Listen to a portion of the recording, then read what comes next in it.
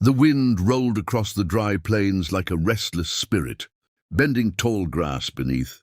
A fading sunset that painted the Wyoming frontier in shades of gold and fire.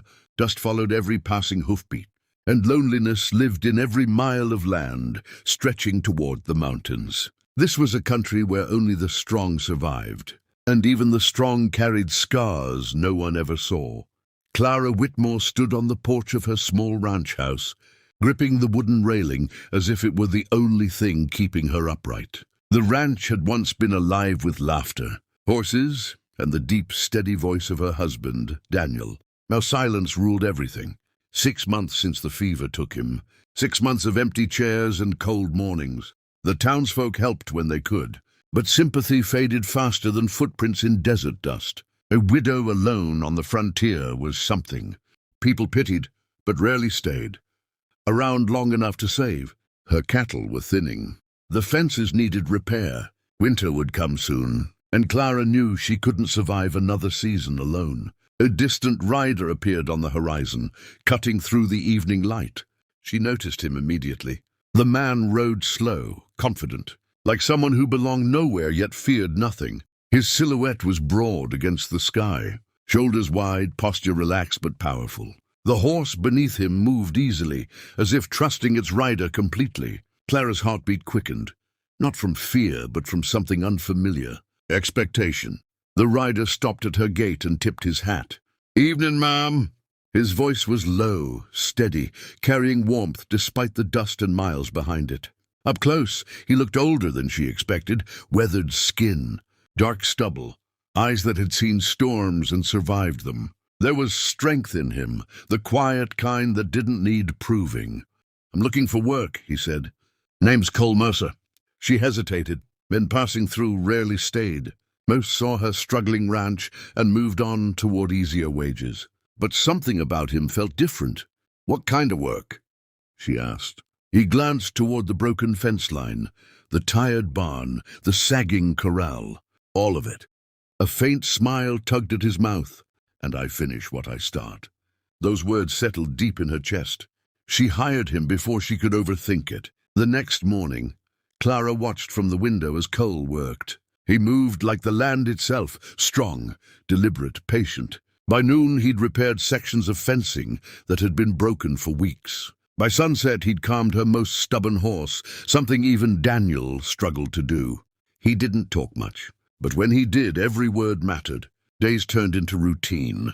Cole rose before sunrise, fixed what was broken, cooked when she forgot to eat, listened without asking questions she wasn't ready to answer. And slowly, the ranch began breathing again. So did Clara. One evening, after a long day mending the barn roof, a storm rolled across the mountains. Thunder cracked overhead, forcing them inside. Rain drummed against the roof while lantern light flickered across the small kitchen. They sat across from each other, sharing coffee in silence. "You don't ask about my past," Clara finally said. Cole shrugged slightly. "People tell their stories when they're ready." She studied him carefully. "And yours?" His gaze drifted toward the storm outside. "Lost things," he said simply. "Kept riding." There was pain there, but also acceptance. The kind only loneliness teaches. Another thunderclap shook the house, and instinctively Clara flinched. Cole noticed. His voice softened. "You've been carrying this place alone too long." She swallowed. "I didn't have a choice." He leaned forward slightly, eyes steady on hers. "Everyone's got a choice. Sometimes it's just trusting someone again." The words hit harder than she expected. Trust. She had buried that word alongside her husband. The storm raged outside, while something quieter shifted inside the room. A fragile bridge forming between two wounded souls. Days later, trouble arrived. 3 riders from town rode onto her land without invitation. And Clara recognized the kind who preyed on weakness. They offered to buy the ranch at half its worth, smiling like wolves certain of victory. "She can't keep this place," one of them said. "Widow won't last winter." Before Clara could answer, Cole stepped forward. He didn't raise his voice, didn't threaten. He simply stood beside her, tall, unmovable. "This ranch isn't for sale." Something in his tone made the men reconsider. They left, but not happily. That night, Clara realized something she hadn't allowed herself to feel since Daniel's death. Safety. Later, under a sky crowded with stars, she found Cole repairing tack near the barn. "You didn't have to stand up for me," she said quietly. He met her gaze. "Yes, I did." Silence lingered between them. The air felt heavier, charged. He stepped closer, not invading her space, but close enough that she felt his presence like warmth against cold air. "You've never met a man my size," he murmured gently, half teasing, half sincere. "Let me show you how it's done." She raised an eyebrow, surprised despite herself. "How? What's done?" A faint smile appeared. "Running a life without fear." The words weren't arrogance. They were promise. For the first time in months, Clara laughed, a real laugh that startled even her. And in that moment, something changed forever. They began working side by side. Not employer and hired hand, but partners rebuilding something neither expected to find again. He taught her to ride the stronger horses.